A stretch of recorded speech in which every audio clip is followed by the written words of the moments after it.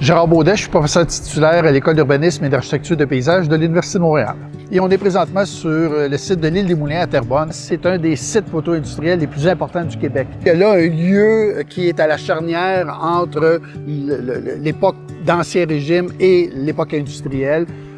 Qui est vraiment unique. Son environnement est aussi exceptionnel. L'environnement naturel, c'est une île, il y a les rapides de la rivière, mais l'environnement bâti également parce qu'il est attenant au Vieux-Terrebonne.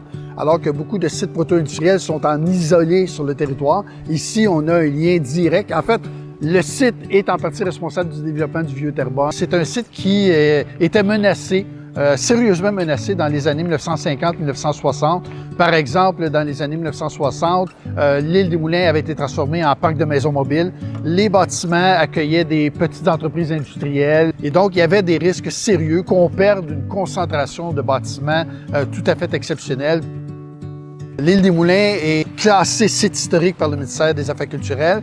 Le ministère va se porter acquéreur de l'île. Et donc, c'est le ministère qui est porteur du projet de restauration de l'île des Moulins. L'entente est que la ville est un partenaire, en quelque sorte, de la valorisation de l'île des Moulins, mais c'est essentiellement le ministère de la Culture qui est responsable du financement. Et c'est à la suite de démarches de citoyens qui vont interpeller le ministère en disant « Pourquoi construire une bibliothèque municipale de l'autre côté de la rue quand vous avez des bâtiments dont vous ne savez pas quoi faire? » Ça a été accepté par le ministère et donc ça a permis de relancer le chantier de restauration qui était suspendu depuis quelques années. Et donc ça a pris presque 20 ans avant qu'on finalise en quelque sorte le projet de mise en valeur de l'île des Moulins. À l'époque où le ministère intervient à l'île des Moulins, il n'y a pas vraiment de vocation définie. À la ville, on avait déjà envisagé faire du site un parc culturel, donc un lieu où on aurait à la fois des interventions de sauvegarde du patrimoine, mais également des interventions pour mettre en valeur le site, pour l'ouvrir à la population.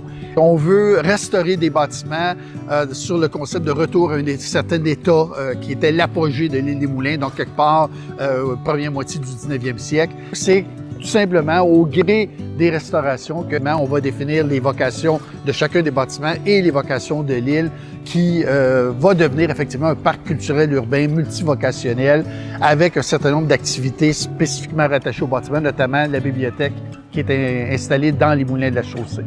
Et le rappel de ce qu'était l'île des Moulins comme site proto-industriel de premier plan à l'échelle du Québec avait été un peu relégué au second plan.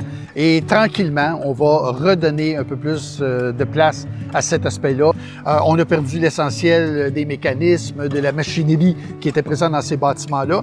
Et donc, il faut adopter des stratégies de communication pour bien faire comprendre ce qu'était le site à l'origine, sa transformation et ce qui en reste aujourd'hui. Quelles étaient les embûches auxquelles on a été confrontés pour protéger et mettre en valeur ce site? D'abord, le fait que le propriétaire, dans les années 60, était très récalcitrant à toute intervention à caractère public. Donc, le ministère, outre le classement, a dû acheter l'île pour lever cette contrainte-là. Par la suite, il y avait aussi tout le problème de l'usage des bâtiments. On ne savait pas quoi faire avec les bâtiments. Il y avait aussi le dossier du barrage sur la rivière qui avait été dynamité par l'ancien propriétaire, qu'il fallait reconstruire. On souhaitait qu'il y ait une passerelle qui réunisse les deux îles. Les propriétaires de l'île Saint-Jean refusaient la passerelle. Donc, il y a eu plusieurs embûches et ça explique, entre autres, pourquoi ça a pris une vingtaine d'années avant qu'on puisse compléter, en quelque sorte, la valorisation de l'île des Moulins.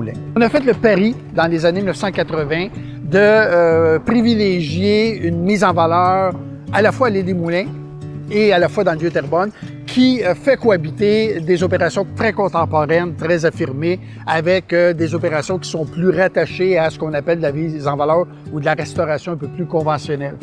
C'est un pari qui est téméraire, c'est un pari qui est toujours risqué, qui a été assez bien relevé, je dirais, depuis les années 1980. Comment assurer le succès d'une opération comme celle-là? La première chose, c'est qu'il faut avoir une vision. La vision, c'était de redonner son cachet à cet ensemble de bâtiments. L'autre élément, c'est que la ville de Terrebonne tient à ce que l'île des Moulins soit mise en valeur. Les gens du Vieux-Terrebonne tiennent aussi à ce que l'île des Moulins soit mise en valeur parce que c'est un levier, évidemment, tout à fait exceptionnel.